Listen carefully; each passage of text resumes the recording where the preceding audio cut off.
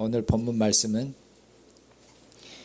예수님께서 천국의 비밀을 그 비유로 무리들과 제자들에게 들려주시고, 그리고 천국의 비밀을 제자들에게만 풀어서 설명해 주셔서, 그렇게 해서 제자들로 하여금 천국의 비밀을 알고, 그렇게 해서 천국을 봉사하고 천국의 가족들을 돌볼 수 있도록 그렇게 교훈하시는 그런 내용입니다.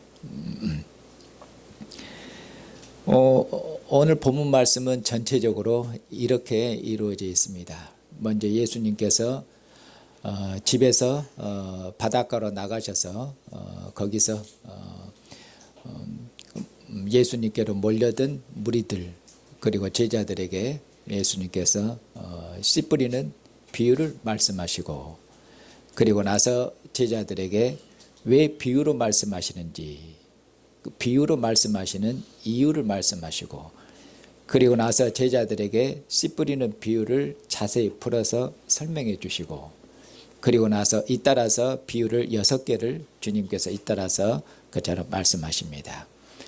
씨 뿌리는 비유에 이어서 나오는 비유는 가라지 비유, 그리고 겨자씨 비유, 그리고 누룩 비유, 이렇게 세 비유가 잇따라서 나오고, 그 다음에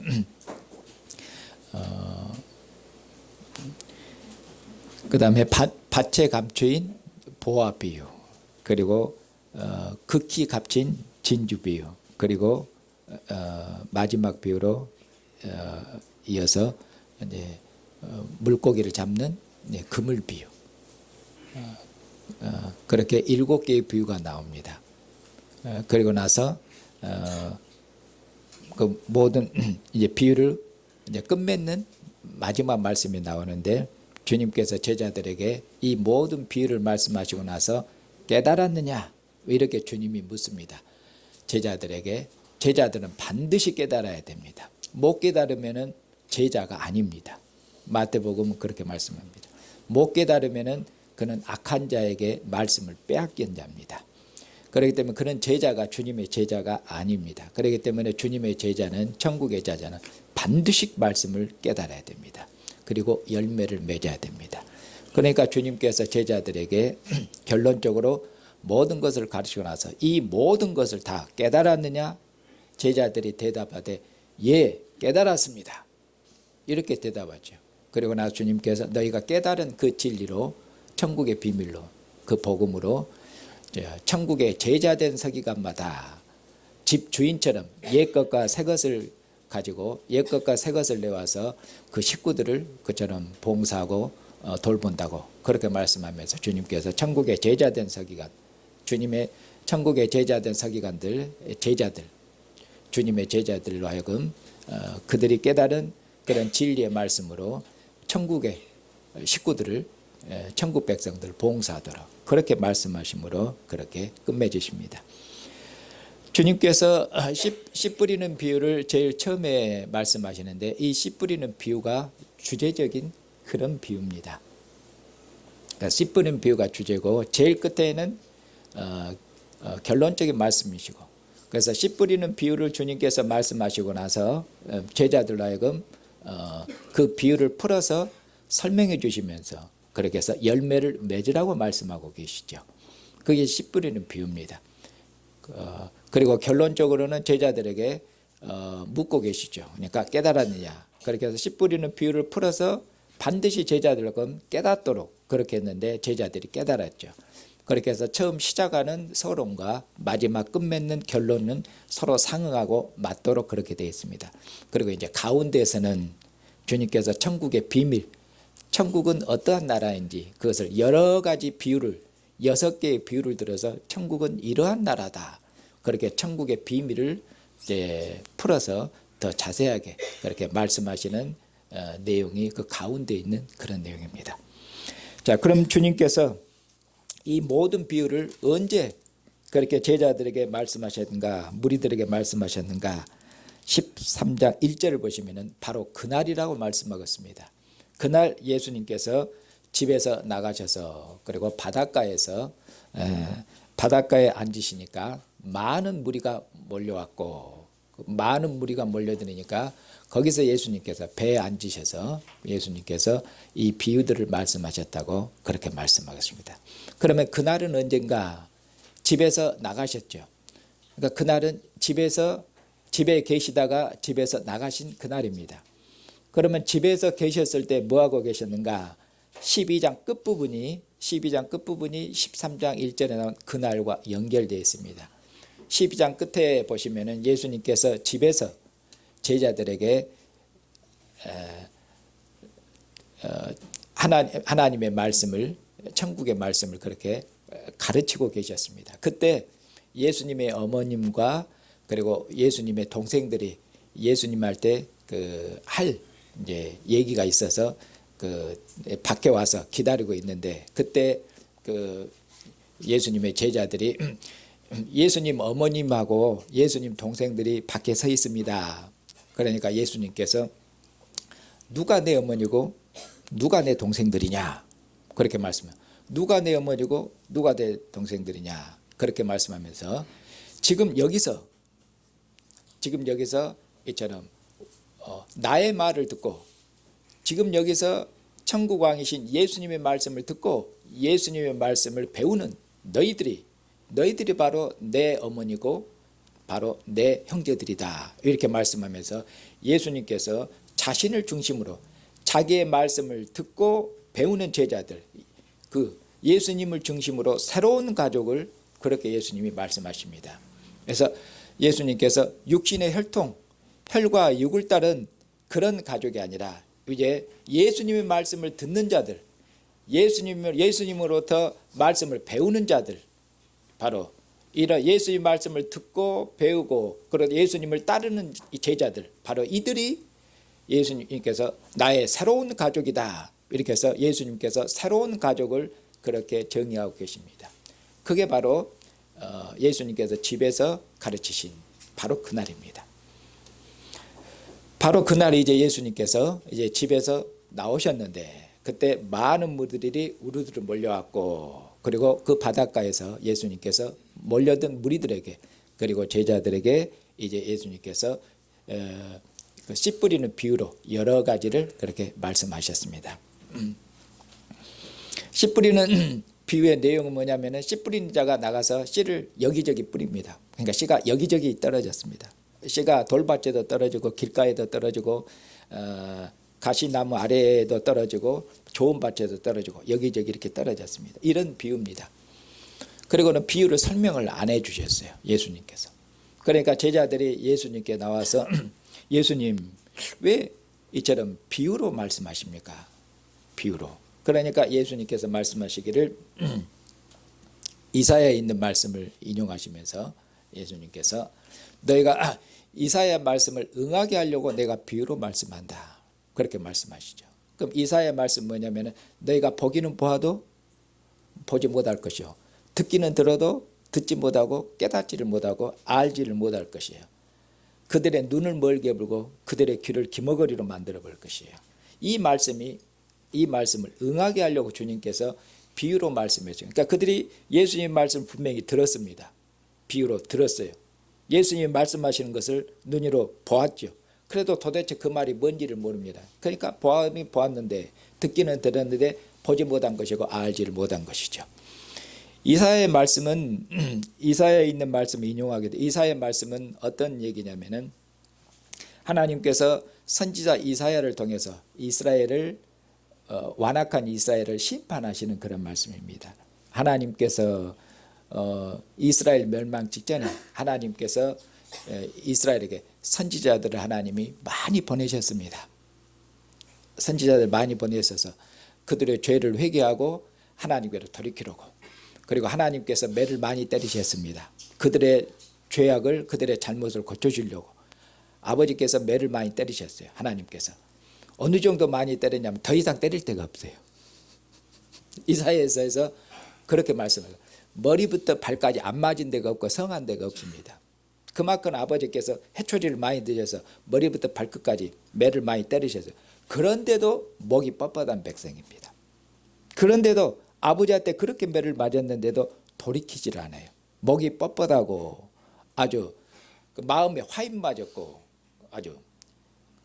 그리고 그들이 그리처럼 마음이 완악하고 부패하고 마음이 그렇게 완고하고 그렇게 굳어져서 도무지 하나님한테 선지자의 말씀을 듣지 않고 하나님께서 돌이키라는 말씀을 그들이 듣지 않습니다. 그래서 하나님께서 이사야 선지자를 통해서 이스라엘에 대해서 하나님께서 심판을 선언하시는 그런 말씀입니다. 그러면서 이 말씀을 이제 예수님께서 이사야 선지자의 말씀이 응했다는 것은 이사야 선지자를 통해서 이스라엘을 심판하시는 그 말씀이 예수님을 통해서 이제 완성됐다는 그런 얘기입니다. 이제 하나님께서 세상 끝날에 하나님 앞에 범죄해서 이처럼 하나님 앞에 범죄해서 망해버린 이스라엘, 하나님께서 아들을 보내시기 전까지 그처럼 이방인의 압제 아래에 있고 이방인의 식민지 아래에 있고 그들이 가진 모든 기업들을 빼앗기고 그들이 가지고 있는 탁월한 영광, 장자의 영광, 세상에 빛이 되는 영광, 모든 영광을 다 잃었습니다. 그런데도 하나님께서 선지자를 통해서 약속하신 약속을 따라서 하나님께서 하나님의 아들을 그리스도를 하나님이 보내셨습니다.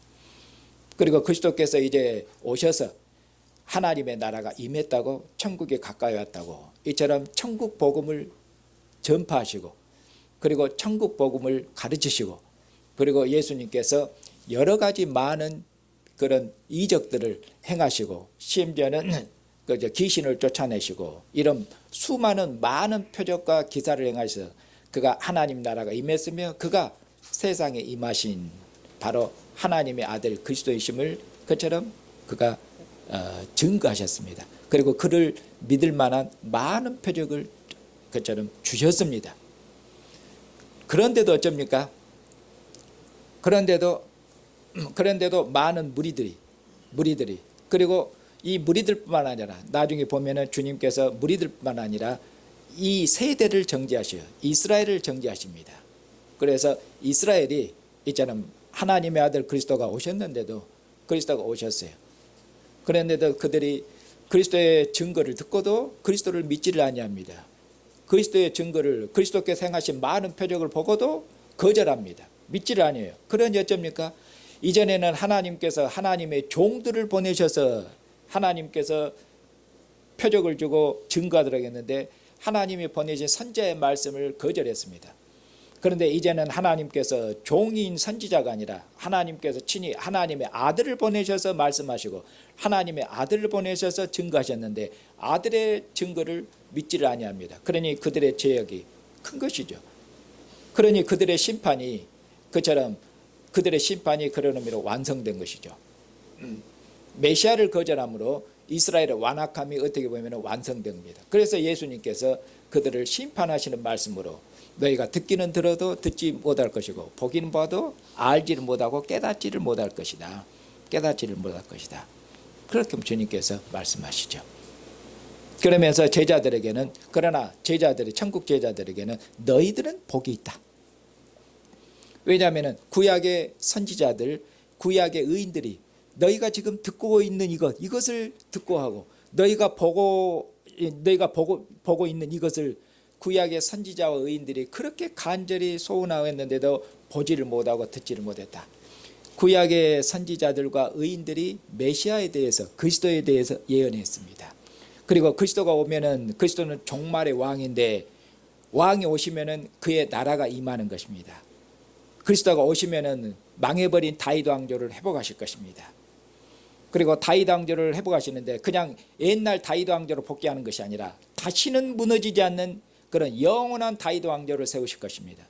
그리고 이 다윗 왕조, 회복된 다윗 왕조, 영원한 다윗 왕조로 천하 만민 열방을 불러들일 것입니다.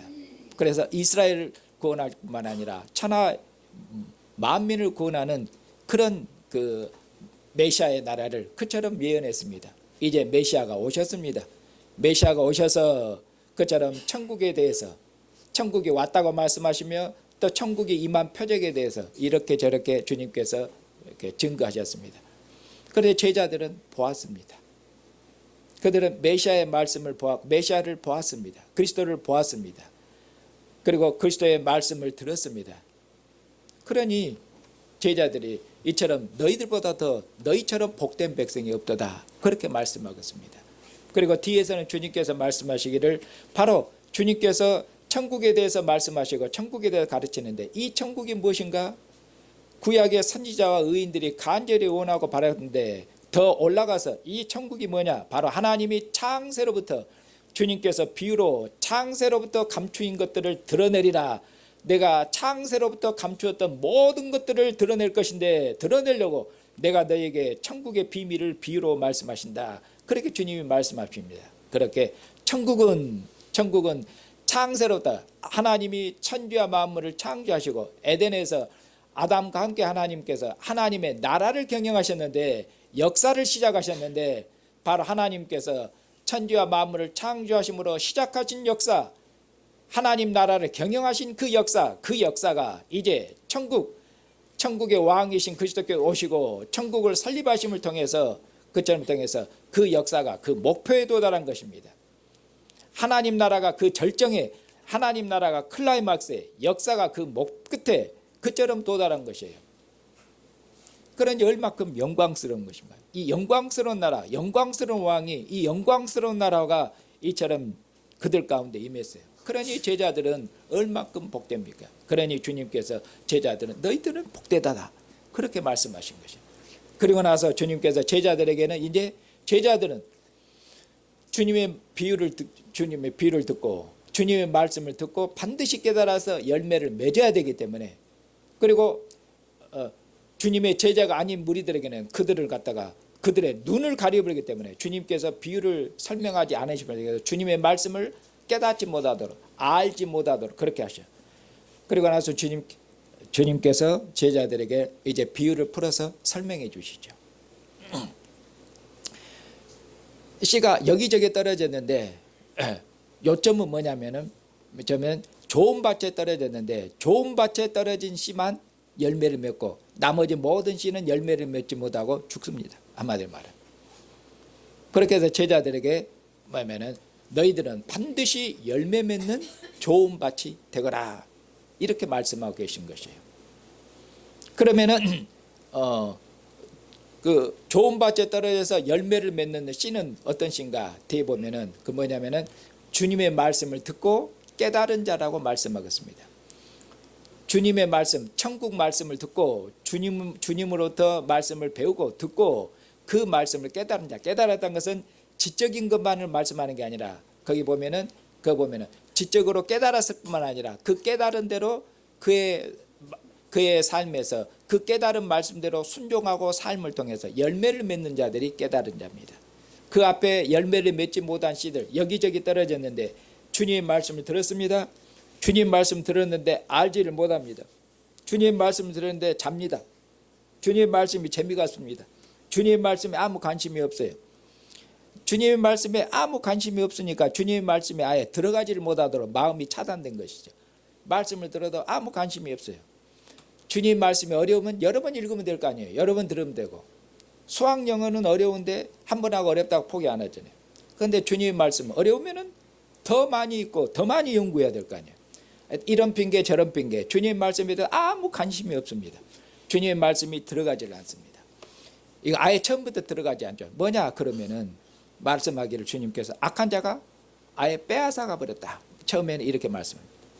자, 그 다음에는 어떤 자는 주님의 말씀을 들었는데 주님의 말씀을 듣고는 기쁨으로 받았습니다. 주님의 말씀을 듣고는 너무 좋았습니다.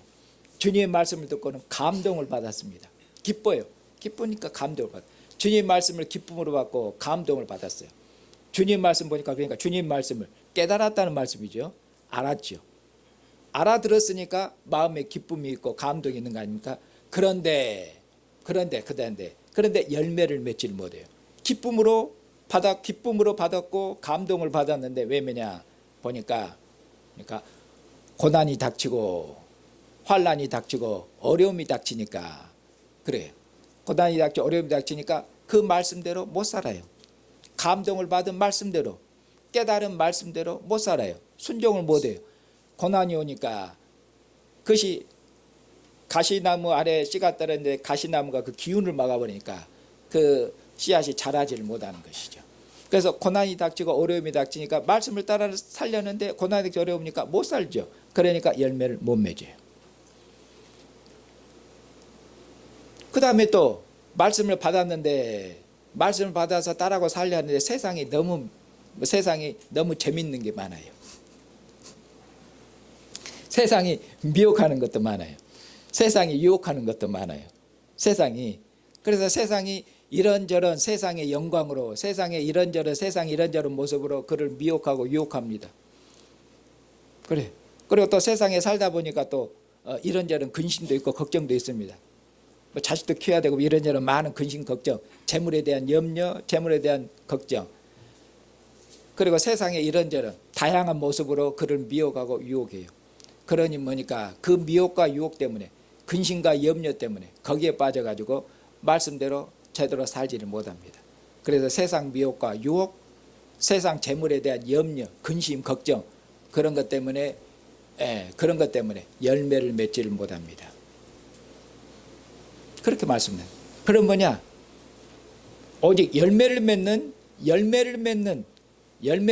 좋은 씨, 좋은 밭에 떨어진 씨, 그리고 열매를 맺는 자들만 100배, 60배, 30배 그렇게 열매를 거두는데, 이 열매를 거두는 자들만 보면은 천국의 백성들이고 천국의 제자들이고 주님의 제자들이고, 앞에 열매를 맺지 못한 데는 주님의 제자가 아닙니다. 어떻게 보면 굉장히 두려운 말씀이고 어떻게 보면 무시무시한 말씀이에요. 그러니까 뭐냐, 오늘 제목도 열매를 맺으라는데 이보다 더 강한 말씀이에요. 앞에다 좀 더 붙여보세요. 반드시 열매를 맺으라. 열매를 맺지 못하면 그는 버려질 것이에요. 그는 쓸모가 없는, 한마디로 씨앗이에요.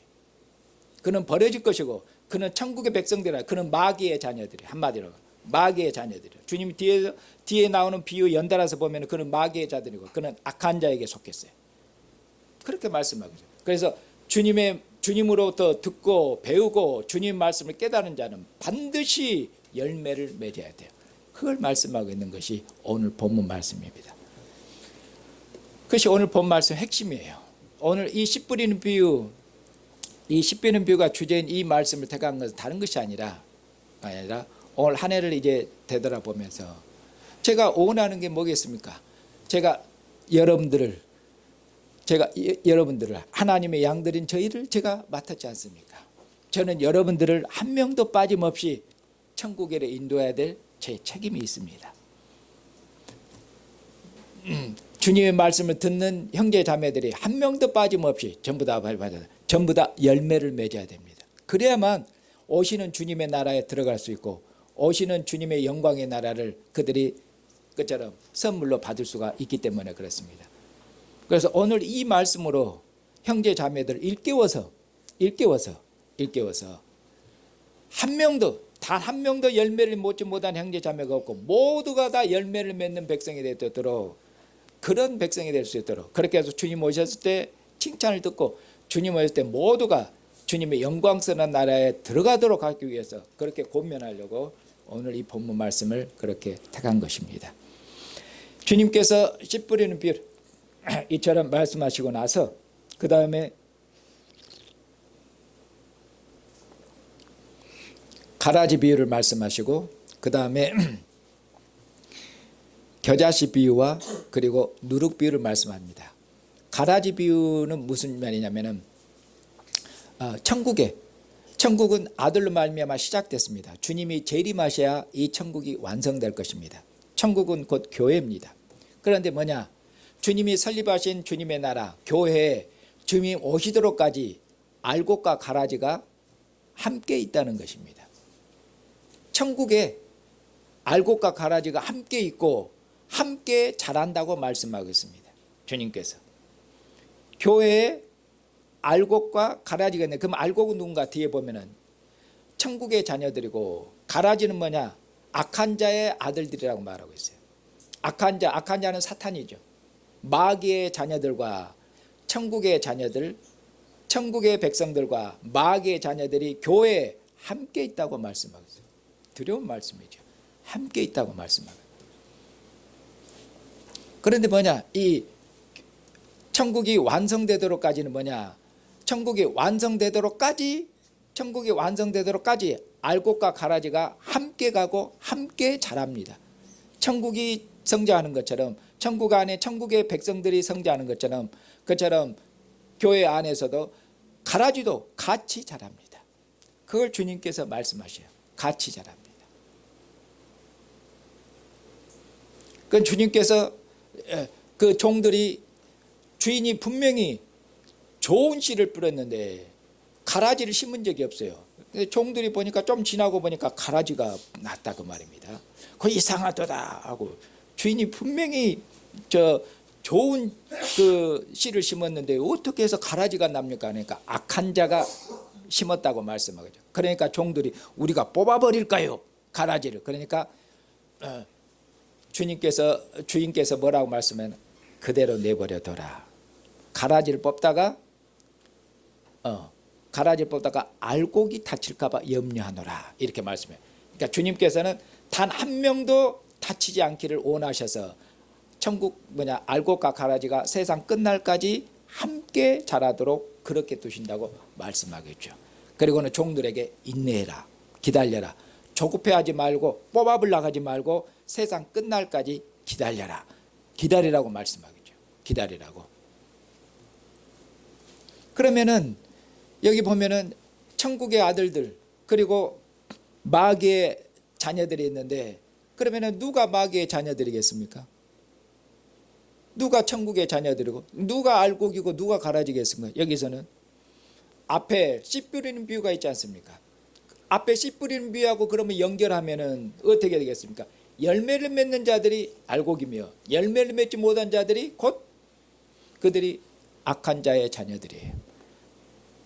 그렇게 해석이 되고 그렇게 이해가 됩니다. 그러면은 교회 안에 이처럼 교회 안에 악한 자가 교회 안에 악한 자의 아들들을 심은 게 뭐지? 교회를 방해하려고 그런 거 아닙니까? 교회가 제 역할을 하지 못하도록. 항상 마귀는 처음부터 하나님 나라 경영을 대항했지 않습니까? 에덴에서 하나님 나라가 시작됐을 때 사탄이 뱀의 모습으로 아담과 하와를 미혹했지 않습니까? 아담과 하와가 자기 역할을 제대로 수행하지 못하도록 하나님이 이스라엘을 가나안 땅에 심으시고 이스라엘 통해서 하나님 나라를 경영할 때도 하나님이 이스라엘을 미혹했죠. 광야에서도 미혹했고 가나안 땅에 들어가서도 여러 신들로 그들을 미혹했고 심지어는 다윗도 미혹했고 그렇게 미혹했고 그리고 예수님이 오셨을 때도 예수님을 넘어뜨리려고 미혹했고 그리고 예수님께서 천국을 세우고 교회를 세우실 때도 여전히 교회가 제 역할을 하지 못하도록 그리고 교회에다가 악한 자를 심었고 뿌렸죠. 그렇게 해서 교회가 교회의 빛을 발하지 못하도록 방해하는 것이죠. 그렇게 해서 천국의 경영을 대항하는 것이죠. 사탄이 그렇게 말씀하겠습니다. 그리고 이어서 주님께서 겨자씨 비유를 말씀하시고 그 다음에 누룩 비유를 말씀합니다. 요점 뭐냐면 겨자씨는 지극히 작은 씨인데 그런데 이 씨가 그처럼 공중에 나는 모든 새들이 깃들 만큼 커질 것이다. 큰 나무가 될 것이다 이렇게 말해요. 이것은 구약 바벨론을 배경으로 바벨론 제국이 큰 나무에서 세상의 모든 나라들이 깃든 것처럼 이 겨자씨가 지극히 작은데 그렇게 말해요. 왜냐? 천국은 지금 지극히 작게 시작됐거든요. 천국은 어디서 시작됐습니까? 갈릴리에서 시작됐습니다. 갈릴리는 어디입니까? 예루살렘에서 봤을 때는 거기는 갈릴리는 이방 땅 갈릴리여 이렇게 말한 것처럼 거기 갈릴리는 아주 변방입니다. 이방 땅이라 말할 거는 형편없는 곳이에요. 아주 저 산골 저 촌이에요. 촌. 아주 변방.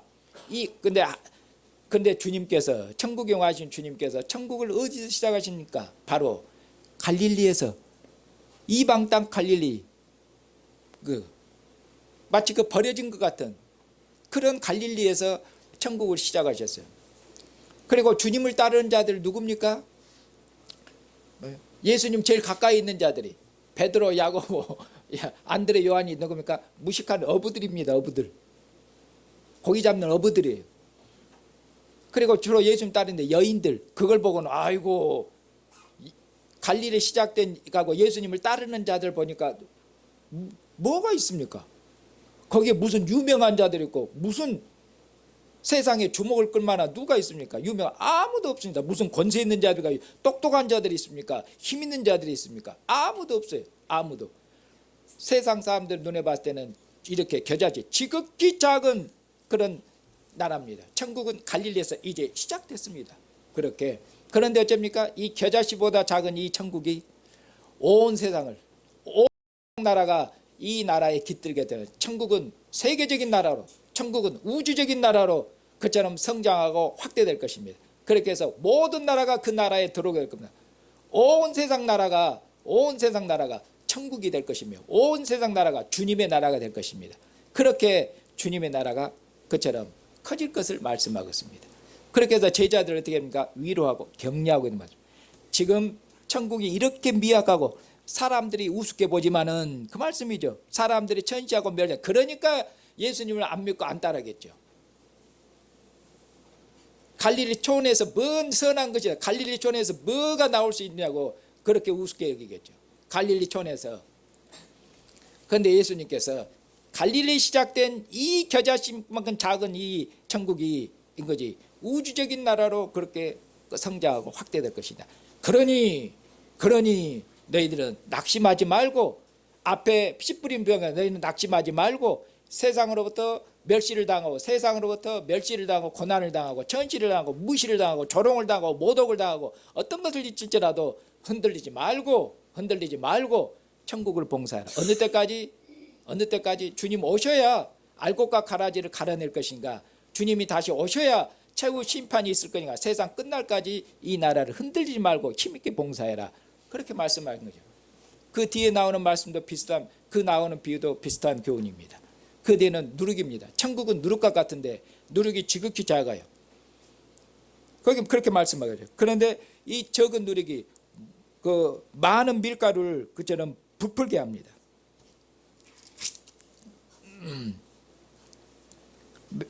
몇 절에 있습니까?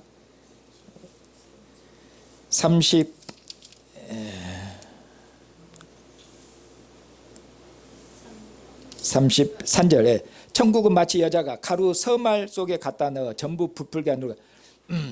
여기 보면은 가루 서말인데, 이 가루 서말은 가루 서말하니까 우리는 얼른 어느 정도 양인지 감이 안 오잖아요. 그것 때문에 좀 설명을 드리려고. 가루 서말은 뭐냐면 성인 100명 이상이 100명 이상입니다. 지금 제가 대충 말씀, 성인 100명 이상이 먹을 수 있는 어마어마한 양이에요. 그런데 뭡니까? 누룩인데, 누룩은 뭡니까? 조그마하잖아요. 겨자씨처럼 누룩이 작아요. 작아요. 그런데 뭐냐? 성인 100명이 먹고도 남는 그런 어마어마한 양을 갖다가 전부 부풀게 해버려요. 바로 천국은 뭐가 같다? 이 누룩과 같으니라. 천국은 모든 것, 천국은 지금 지극히 작지만은 능력이 있고 힘이 있고 권세가 있어요. 천국은 누룩과 같아서 이 세상 모든 것을 다 부풀게 하며, 세상 모든 것을 주님의 나라, 세상 모든 것을 변화시키고 세상 모든 것을 바꿔버리실 것이에요. 이처럼 누룩은, 천국은 지극히 저처럼 적은 누룩이지만은 세상 모든 것을 변화시키는 강력한 힘이요 강력한 나라니라. 그렇게 주님께서 말씀하고 계시는 것이죠. 그리고 이어서 주님께서 밭에 감춰 있는 보화 비유, 그리고 극히 값진 진주 비유를 말씀합니다. 이 두 비유의 요점은 뭐냐면은 밭에 감춰 있는 보화를 누가 발견했습니다. 밭에 감춰 있는 보화를 발견했어요. 그 보화를 발견하고는 어쩌냐? 그 보화를 소유하기 위해서 그가 가진 모든 소유를 다 팔아서 그 보화를 소유합니다. 그리고 진주 장사가 좋은 진주를 구하려고 여기저기 진주를 구하려고 여기저기 돌아다니는데, 그러다가 극히 값진 진주니까 최고로 좋은 진주를 발견한 거죠. 최고로 좋은 진주를 발견하고 찾았어요. 그러니까 뭐냐? 이 진주 장사가 자기가 가진 모든 재산, 자기가 가진 모든 소유를 다 팔아서 이 가장 값진 이 진주를 그처럼 사서 소유합니다. 그렇게 주님께서 여기서 말씀한 건 뭐냐면은 천국은 이와 같다고 말씀해요. 천국은 뭐냐? 천국보다 더 보배로운 것이 없어요. 천국보다 더 값진 진주가 없어요. 천국처럼 보배로운 보석이 없어요. 그러니 너희들은 어떻게 하라? 이 천국을 소유하라. 이 천국을 너희의 모든 것을 팔아서 너희의 모든 것을 팔아서 너희의 모든 소유를 팔아서 이 천국을 소유해라. 이 천국을 가지라고 그렇게 말씀하는 거예요. 이것은 어떻게 결단을 촉구하는 말씀이죠. 그런 말씀이에요. 그러면은 이것을 앞부분하고 또 적용하면 어떻게 되겠습니까?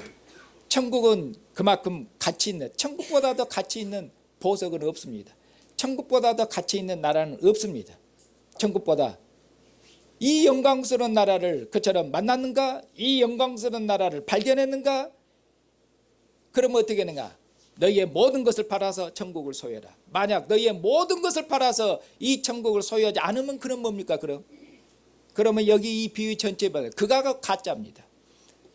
그의 천국에다가 그의 모든 것을 팔아서 천국을 소유하기 위해서 그의 전 생애를 걸지 아니하고 그의 모든 것을 팔지 아니하고 그것은 천국을 갖다가 하찮게 여기는 것이죠.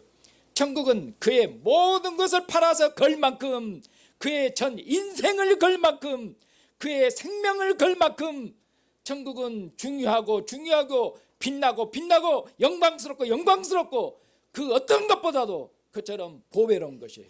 그러니 뭐의 모든 것을 팔아서 천국을 소유하라고. 그렇지 않으면 그는 악한 자의 아들들이며 그는 그렇게 살아서는 그렇게 살지 않으면 그는 열매를 맺지를 못하고 그는 버려질 것이에요. 그렇게 말씀하고 있는 것이에요. 그리고 주님께서는 마지막에 그물 비유를 말씀합니다. 어부들이 그물로 고기를 잡죠. 그리고 거기에 그 잡힌 고기들을 물 밖으로 끌어내지 않습니까? 그리고 나서 나쁜 고기들은 못된 고기들은 다 버리고 좋은 고기만 담습니다. 그러면 주님이 말씀하죠. 세상 끝에도 이러하니라. 세상 끝에는 심판이 있어요.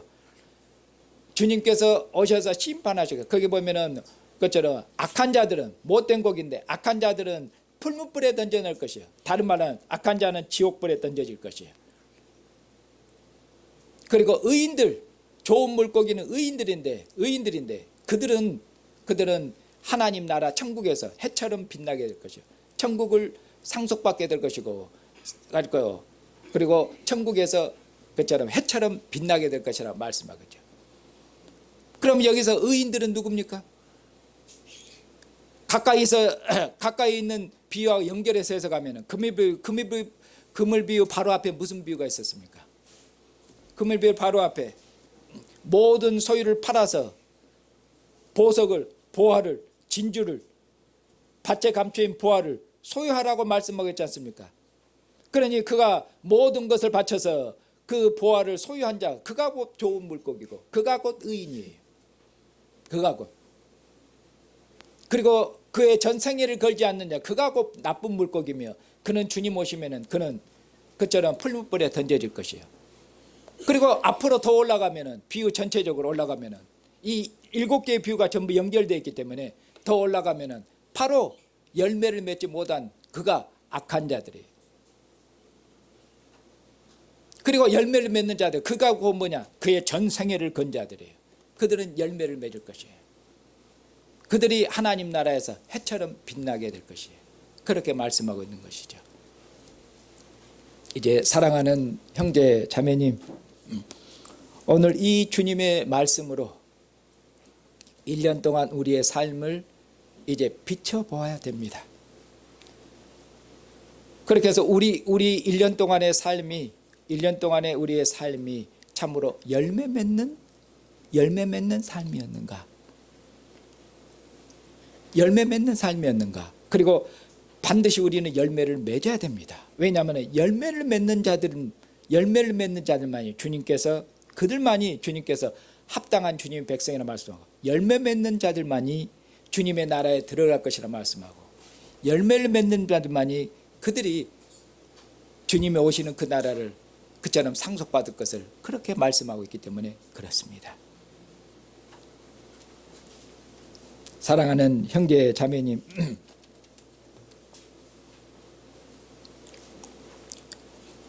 주님께서도 천국의 왕이신 주님께서도 갈릴리에 시작하신 주님의 나라입니다. 갈릴리에서 주님의 나라를 시작했습니다. 그리고 그 갈릴리 시작하신 주님의 나라를 주님께서 완성하시기 위해서 그 주님께서 관리 시작한 나라를 하늘에 속한 그 영광스러운 나라를 완성하시기 위해서 하나님 보좌 우편에 앉을 그 영광을 바라보고 주님께서 부활하셔서 하늘 보좌에 앉으시면은 하늘에 속한 천국이 더 영광스럽게 그처럼 죽음의 권세가 사함의 권세가 이기지 못하는 영광스러운 천국 권세, 음부와 사함의 권세가 이기지 못하는 주님의 나라 교회가 영광스럽게 출발합니다. 주님이 보좌 우편에 앉으시면은, 주님이 부활하셔서 영광을 얻으시고 하나님 보좌에 앉으시면은 그 편은 어둠의 권세, 죄와 사함의 권세가 이기지 못하는 그처럼 영광스러운 주님의 나라가 새롭게 출발합니다. 주님께서는 아버지 보좌 우편에 앉을 그 아버지께 주시는 그 상을 바라보고 아버지께서 아들에게 상속시킬 하늘에 속한 그 영광스러운 나라, 하늘에 속한 영광스러운 나라, 그 나라를 위해서 주님께서는 사셨고 주님께서는 자기 생을 거셨고 하늘에 속한 영광스러운 그 나라 하나님의 보좌를 얻기 위해서 그는 어떻게 했습니까? 그는 십자가에서 죽기까지 순종하셨고 자기의 목숨을 버리셨으며 피 한 방울도 아낌없이 남김없이 그는 다 쏟으셨습니다. 예수님도 자기 생애 전체를 거신 것입니다. 자기 생명을 거신 것입니다. 그렇게 해서 그는 하늘에 속한 영광스러운 그런 나라를 얻으신 것입니다. 이처럼 하나님의 나라, 아버지께 주시는 나라, 아버지께 주시는 상급, 그것을 바라보고 그를 바라고 그의 전 생애를 걸었던 아들, 자기의 생명까지도 아낌없이 아버지 앞에 헌신해 드렸던 이 아들 하나님께서 그처럼 기뻐 받으시고 아버지께서 아들을 죽은 자 가운데 살리셨습니다. 그리고 이 아들을 하나님 보좌편에 앉히셨습니다. 이 아들에게 아버지께서 하늘과 땅의 모든 권세를 주셨습니다. 이제 하늘과 땅의 모든 권세를 가진 주님, 음부와 사망의 열쇠를 가진 주님, 그 주님께서 저와 형제 자매를 부르셔서 이 영광스러운 나라를 봉사하도록 그렇게 하셨습니다. 사랑하는 형제 자매님, 우리가 봉사하는 이런 나라가 세상에 어디 있습니까? 우리가 봉사하는 이 나라보다 더 영광스럽고 더 존귀하고 더 가치 있는 그런 나라가 세상에 어디 있습니까? 우리 왕보다 더 영광스럽고 우리 왕보다 더 권세 있고 우리 왕보다 더 존귀하고 그런 왕이 세상에 어디 있습니까? 우리 왕은 만왕의 왕이신데 우리를 위해서 우리가 죄인되고 원수됐을 때 우리를 사랑하셔서 자기 생명까지도 아낌없이 우리를 위해서 십자가에 내어주신 그런 왕이십니다. 세상에 이런 왕이 어디 있습니까? 들어본 적이 있습니까? 우리를 사랑하셔서 그처럼 자기 생명을 주신 우리 주님, 주님께서 이제는 영광을 얻으시고 음부와 사망의 열쇠를 가진 주님, 다시는 어둠의 권세가, 다시는 사망의 권세가 손댈 수 없는 그런 권세 있는 왕국을, 음부의 권세가 이기지 못하는 이 권세 있는 왕, 이 영광스러운 왕국을 세우시고 우리로 하여금 이 영광스러운 나라를 봉사하도록 불렀으니 우리가 얼마큼 존귀하고 얼마큼 영광스러우며 얼마큼 존귀한 사명을 맡았습니까? 이 영광스러운 나라를 봉사하도록 우리가 부름을 받았는데 우리가 이 나라를 그처럼 우리의 전 생애를 걸고 우리의 모든 힘을 다해서 우리의 모든 지혜를 다해서 이 나라를 힘있게 능력있게 봉사하지 못하면은 그건 어찌 되겠습니까? 이 영광스러운 나라를 붙었고 이 영광스러운 왕을 봉사하도록 받았는데 우리가 이 소명에 실패하면 어떻게 되겠습니까? 만약 열매를 맺지 못하면 어떻게 되겠습니까?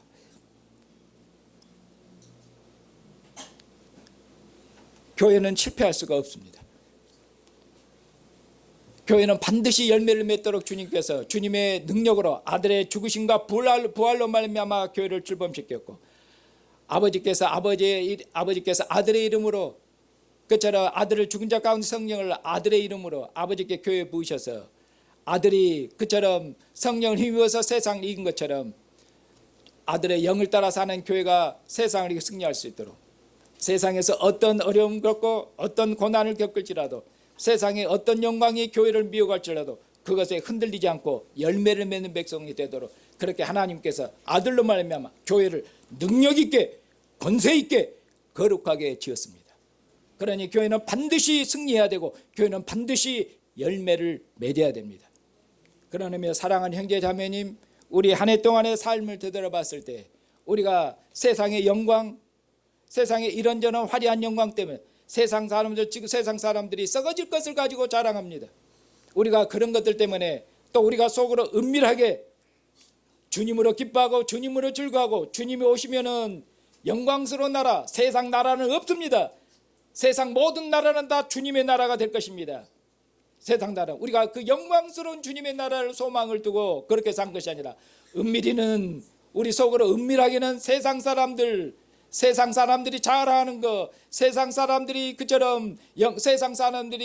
그처럼 추구하고 즐거워하는 세상의 영광, 그런 것들을 속으로 은밀하게 추구하고 아닌지, 세상 사람 자랑한 것, 그런 것들을 우리가 그처럼 사모했던 건 아닌지, 그런 것 때문에 우리 마음이 흔들린 적은 없는지. 왜냐하면 내년에는 그런 것들은 밟아버려야 되고 우리 마음이 조금도 미혹할 수 없도록 세상에 썩어질 영광, 세상의 은과 금의 영광, 그런 것 다 사라질 영광, 그런 영광이 우리의 마음을 조금도 흔들 수 없도록 그런 욕망을, 욕심을, 그런 것들을, 그것이 어둠의 그처럼 역사인 것을 알고 그런 것을 밟아버려야 됩니다. 그리고 세상에서 주님의 교회를 봉사할 때 올 한 해도 되돌아보면은 다사다난하고 얼마나 많은 어려움들이 있었겠습니까? 이런저런 많은 어려움들이 있고 많은 고난들을 당하고 또 다른 사람들의 말로 다 할 수 없는 또 우리 여러분들의 개인들의 어려움들이 있을 거고 가정의 어려움들, 누구한테 얘기도 못할 거예요. 그런 것도 있을 것입니다. 그러나 그런 모든 것에도 흔들려서는 안 됩니다. 여러분들이 남편 때문에, 여러분들이 아내 때문에, 여러분들 자식 때문에, 여러분들 개인 사정 때문에 주님의 나라를, 주님의 생애를 걸고 주님의 나라를 봉사하는 일에 여러분들이 모든 것을 그처럼 걸지 못하고 여러분들의 마음을 다른 일로 빼앗긴 것에, 그것은 주님 앞에서 오시면은 핑계댈 수가 없습니다. 그런 점에서 깊이 생각하셔야 됩니다. 오늘도 주님께서 우리로 주님처럼 살게 하시려고 주님께서 우리를 주님의 영광스러운 상으로 부르셨습니다. 사랑하는 형제자매님, 우리는 갈릴리 해변가에 있는 바닷가에서 주님의 말씀을 듣고 있는 자들이 아닙니다. 우리는 영광을 얻으신 주님, 갈릴리 바닷가에서 말씀한 주님은, 그님은 죽음을 맛보셔야 될 주님입니다.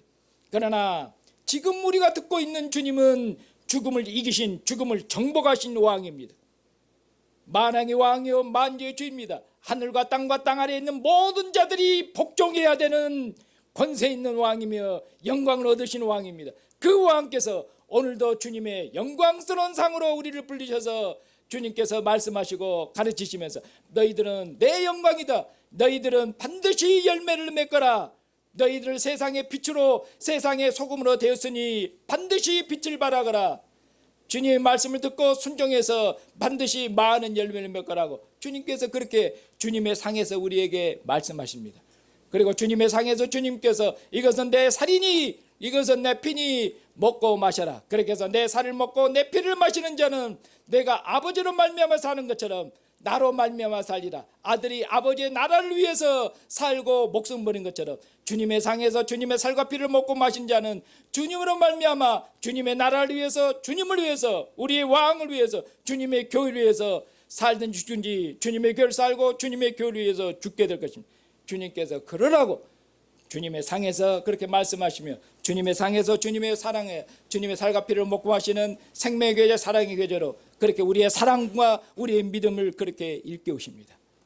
이 주님의 말씀에, 주님의 음성에 믿음으로 응답하시고 주님 오시는 그날까지 조금도 흔들림 없이 주님의 나라를, 주님의 교회를 힘있게 다가오는 새해는 더욱 능력 있게 봉사해서 새해에는 올해보다 더욱 많은 열매를 맺으시는 주님의 신실한 백성 사시는 형제와 자매가 되시기를 주님의 이름으로 축복합니다.